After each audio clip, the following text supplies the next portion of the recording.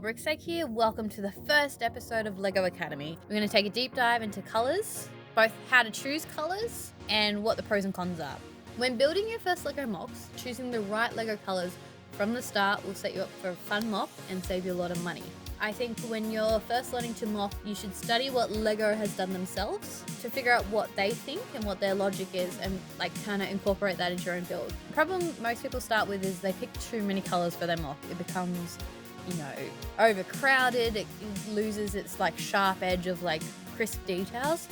If we look at the colours in the real world, and more specifically architectural builds, they generally follow the 60-30-10 rule when selecting how much of each colour they use. So 60% of the building will be a dominant colour, used for majority of the build. 30% will be a secondary colour that will complement the dominant colour, and the last 10% is an accent colour, which is used sparingly to add visual interest and highlight specific elements like around doors and windows and whatever. It's a great starting point as it will stop you from making your MOCs become muddled by adding too many colours. But if we look at the modular series, we will see that LEGO both follows this rule to the letter and breaks the rule. Let's have a look to see how they do it and what colour combos they use. So let's start first with the modulars that follow the rules to the letter. The LEGO Bookshop has two separate buildings with their own colour palettes, and each demonstrates the 60-30-10 rule perfectly. So the left building has medium nougat as the dominant, light bluish grey as the secondary, and dark red as the accent. The building on the right has turquoise as the dominant, white as the secondary, and dark blue as the accent. This is one of my favourite modulars by far. Each building just has such defined colour palettes and just looks really clean and neat.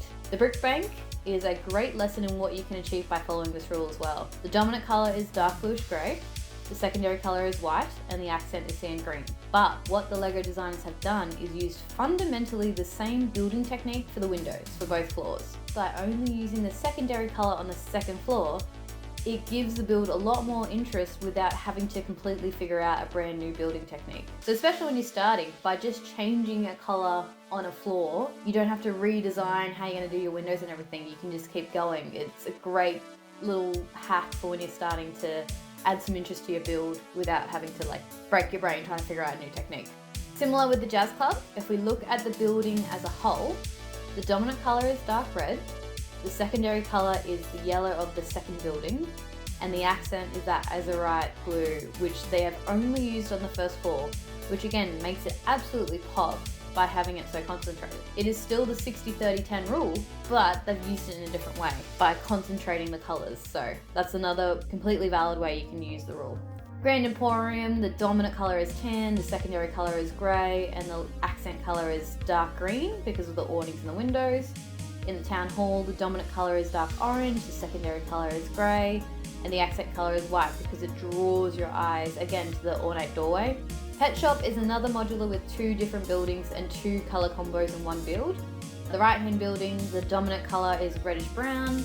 The secondary colour this time is white because the dark red only in the roof makes it more of an accent colour. So the building on the left, the earth blue, is the dominant colour, the light bluish grey is the secondary, and the tan is the accent.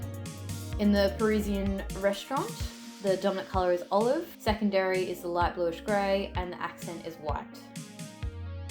Detective Office is another two building setup, but I think this one in particular is a great lesson for making multiple buildings look cohesive. So if we look at the overall build, the dominant colour is warm browns that we see in the left building. The secondary colour is blue that we see in the smaller building on the right, and they are tied together with the accent colour being grey. So both buildings use grey in each of them to bring them together as one cohesive build. Downtown Diner, tan is the dominant colour, white is the secondary colour, and because the magenta is only used as the diner sign, I would say the accent colour in this is the dark turquoise. Police Station is an interesting one. The dominant colour is tan, the secondary is dark tan, and then the accent could be either the light bluish grey of the roof trim or the dark blue of the little windows. I'm leaning more to light bluish grey because there's more of it, but it's hard because the dark blue of the awnings and the police sign are features, so technically that should be the accent, but there's not enough of it throughout the rest of the build to make it strong enough to be an accent, particularly because it's dark blue. If it was a lighter blue, maybe, but because it's so dark, it doesn't stand out as much when it's used so little. And then Natural History Museum, the dominant colour is olive green, secondary color is white, and the accent is tan, drawing our eyes again to those decorated windows. And then we have a collection of modulars that still follow the 60-30-10 rule, but have a much more complex color palette because they use monochromatic colors, which basically means 2 tones of one color to make up those percentages, like tan and dark tan, and reddish brown and dark red, for example. So if we look at the original cafe corner, it's a perfect example of this. The dominant color would be reddish brown and dark red together. The secondary color would be yellow, again being made up with the tan and the yellow from the awnings, and then the accent would be white. Now you could argue that the awnings and the yellow is the accent color, not the white, but for me the defining feature is using all those white ski pieces to make that feature above the door makes white more of the accent, and yellow just kind of blends in with the tan of the building. But that's what I kind of mean. It's a bit more complex color palette, but you can kind of see those percentages still there. Green grocer is another interesting one where the grey scale makes up the dominant color, meaning using light and dark bluish grey, black and white. So they are the dominant colors together. Sand green is the secondary color and tan is the accent. I think this one is also a perfect example of how a build could become muddled if you're not strategic with your color choices. So if we imagine that the grayscale colors in this build were all different colors, you can kind of see how this would become really messy and all your build details would be lost. It's why it's one of my least favorite builds. Even though it's grayscale, I don't like how many colors are in this. I feel like it just loses a bit of crispness to the design. If we go to Palace Cinema, it uses a combination of tan and dark tan as the dominant color. Because of the height of the roof and all the movie posters, the secondary color is that combo of dark red and reddish brown again, and the accent is all of the golds because it's drawing our eyes to specific features of the build. So it's really accenting the movie posters and the Palace Cinema sign that's out the front. In Assembly Square, again, we have multiple buildings with our own color palettes that are all brought together by the use of a common color. So the left building has sand blue as the dominant, yellow tones as the secondary color, and white as the accent. The middle building uses grayscale again as the dominant color, white as the secondary color, and sand green as the accent. The last build uses medium nougat as the dominant color, white and grey as the secondary colour, and dark blue as the accent. Even though they've all got their own colours, they're all brought together by having white in each build. And then our most recent modular, Tudor Corner, is probably the most complicated as each level has its own colour scheme and build style. So the bottom floor, dominant colour is dark green, secondary is the reddish brown and red combo again, and the accent is black. On the second floor, the dominant colour is medium nougat, secondary is tan, and the accent is black. On the top floor, the dominant color is white, secondary is dark red, and the accent is black. So each level is tied together with the black accents. So again, that's the thing. If you want to do multiple colors on your different floors, you need one color that ties them all together. The last kind of color percentage we see in modulars is something I'm calling the 30-30-30-10 rule. For each level of the modular building, they have one color for each floor, and they are tied together with one accent color, typically from the grayscale. If we look at the Boutique Hotel as an example of this, it has an even distribution of medium nougat, light nougat, and sand green, with each of those colors being kind of associated to one level, and then using white as the accent to bring them all together and blend them perfectly. The Fire Brigade is a similar example where we've got dark red, dark tan, and light bluish grey. They're all relatively even in percentage, and again with white being the joining feature. Now, these ideas don't just apply to buildings. If you look at creatures, they will usually have a primary colour that will be most of their skin, a secondary colour that's usually their underbelly, and then an accent colour which is their horns and spikes and stuff. And you can see the amount of colour of each of those is very similar to how you would build a modular.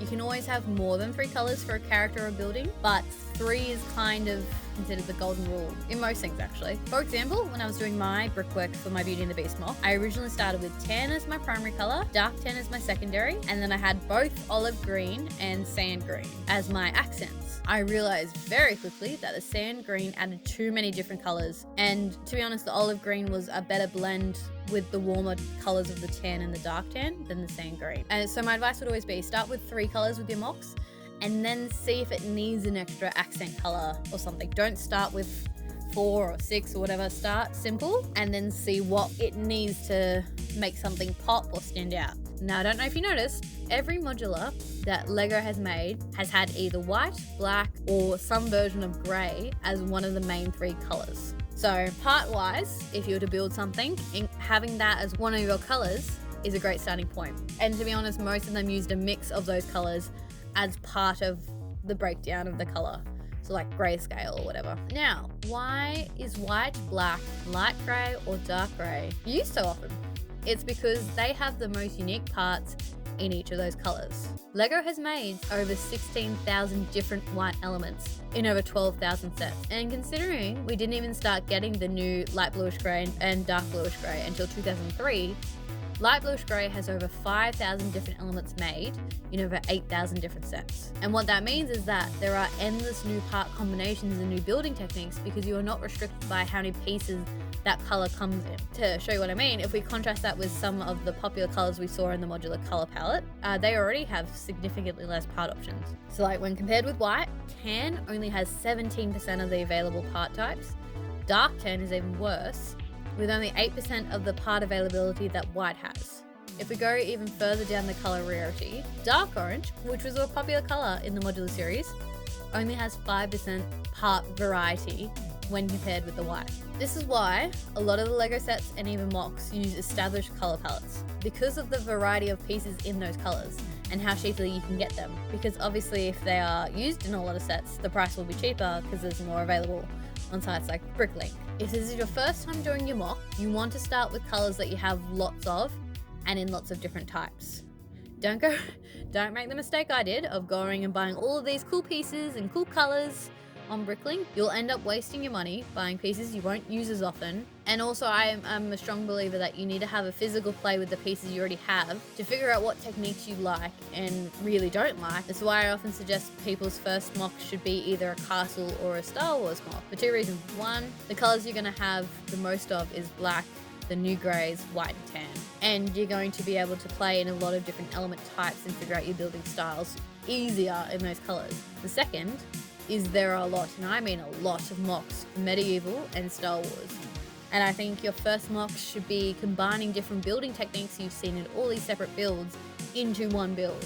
Because building that style window or putting that kind of detail on the wall is fine, but how do you combine all of these different styles and elements like into one build and make it feel cohesive? I remember feeling so sad after trying to do my first MOC because it looked horrible. I mean, horrible, because I just jumped straight into making something brand spanking new all by myself and I didn't know what I was doing. But then I, played around a bit, and this was actually one of the first MOCs that I tried, which was a very Star Wars base. You can see it's mainly dark bluish grey, light bluish grey, and dark red. 3 colours. And I didn't spend any money on pieces. I just used the pieces that I had that were broken down from other sets that I didn't have on display. Now, that all being said, this is why when people go on Lego Masters or at brick conventions and they use a difficult color, and by that I mean a color that doesn't have many part options, it is really, really impressive. For example, using any shade of purple is often considered really technical because you are severely limited in the piece types you have. So if you want to get something still super detailed and off-stud and curved is a real challenge. You've got to use the pieces you have in very different ways to get around all those problems of like, normally I would use this curved piece to do this, but that doesn't come in this color, so what are we going to do instead? It's a lot of that kind of thinking. When we looked at all the colors in the modular series, you'll see it was a lot of repeating colors. Using new color combinations is what catches people's eyes. Like, oh, that's pretty, that's cool, I want to look at that. But yeah, let me know in the comments what difficult colors you love to work in or what colors you'd love to see more of. Personally, I love the olive green. I would love more elements in those colors. They are my jam, favorite, love it, please more.